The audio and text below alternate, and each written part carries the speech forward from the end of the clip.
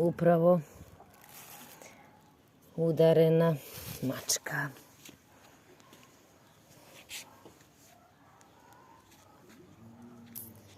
To je ta krivina gde neretko stradaju životinje, psi i mačke, mislim. I da će morati da se stavljaju ležeći policajci, jer